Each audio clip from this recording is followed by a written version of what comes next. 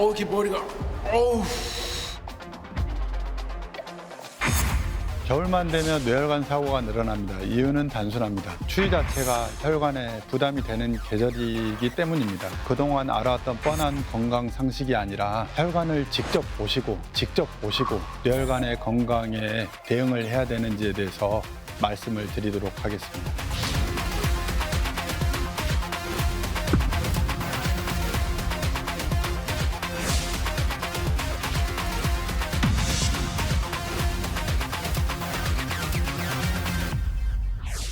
안녕하십니까. 저는 20여 년째 신경외과에서 뇌혈관 질환 환자들을 진료하고 있는 최석근 교수라고 합니다.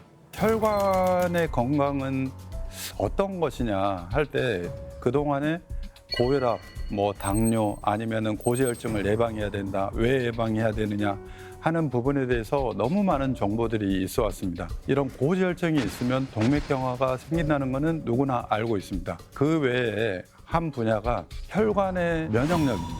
혈관은 우리 몸이 염증성 반응이 일어나면 혈관도 같이 충혈이 되고 혈관에 균열이 생기면서 터질 수도 있고 그 균열을 막기 위해서 이런 염증 세포들이 달라붙으면서 혈전이 생기기도 합니다. 이거는 뭘 의미하냐면 몸의 전반적인 면역력이 유지되어야만 혈관도 건강하다는 뜻입니다. 예를 들어서 한번 제가 말씀을 드려보겠습니다. 젊은 시절에 밤새고 기름진 음식 먹으면서 밤새고 일하고 그러면 그 다음날에 트러블이 생기지 않습니까? 그거는 우리 몸에 면역 반응이 오는 겁니다. 피부에 트러블이 생기고 모세혈관이 충혈이 되는 거죠. 그런 염증성 반응이 일어나듯이 우리 뇌혈관도 똑같습니다. 혈관도 우리 몸의 면역력이 유지되고 몸의 염증성 반응이 없어야만 뇌혈관도 건강하게 됩니다. 물론 건강이라는 게 타고난 체질, 회복 능력, 식생활, 환경에 대한 적응력 이런 것들이 모두 합쳐진 결과입니다. 이런 것들을 생각을 해보면 우리가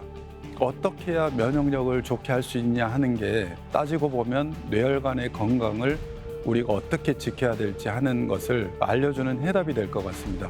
혈관이라는 거는 고무줄 같습니다.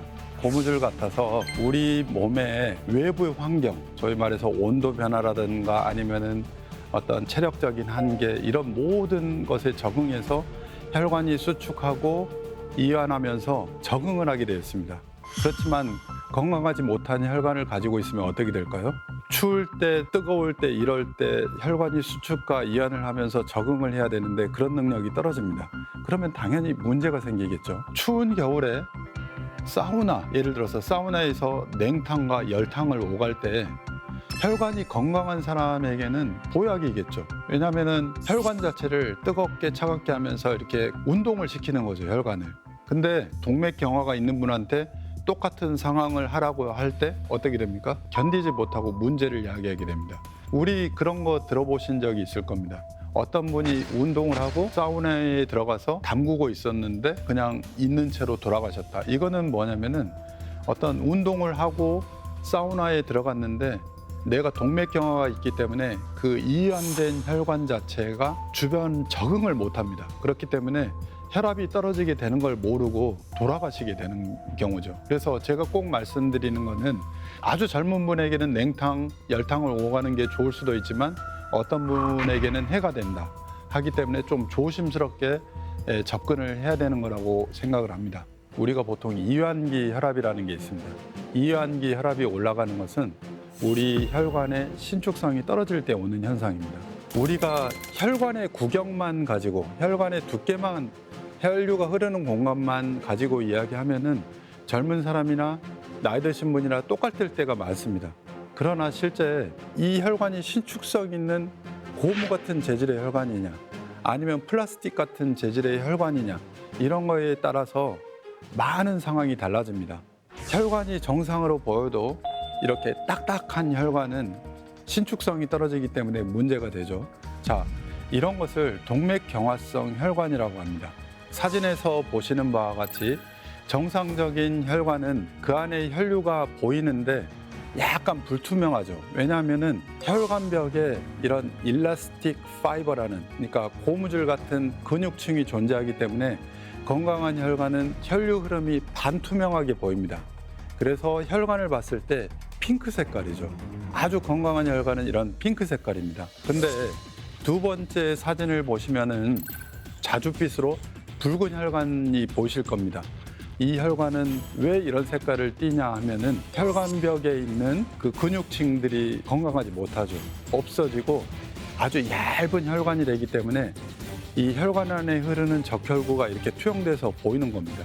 그래서 실제 우리가 혈관을 봐보면 충혈되고 염증성 혈관은 이렇게 혈류 흐름이 거의 투명하게 보일 정도로 혈관이 약해져 있는 경우가 있습니다. 이런 혈관 상태가 문제가 될 수 있겠죠. 그리고 세 번째 이 사진에서 보는 바와 같이 이렇게 노랗죠. 우리가 동맥경화가 있으면 혈관벽에 뭐가 끼게 되죠? 기름이 끼겠죠. 콜레스테롤. 기름이 끼게 되면 여기에서 보는 혈관처럼 아주 노란 형태를 띠게 됩니다.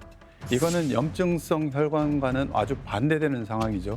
혈관벽에 기름기가 끼게 되고 이런 것들이 끼게 되면 혈관 신축성이 떨어지게 되겠죠.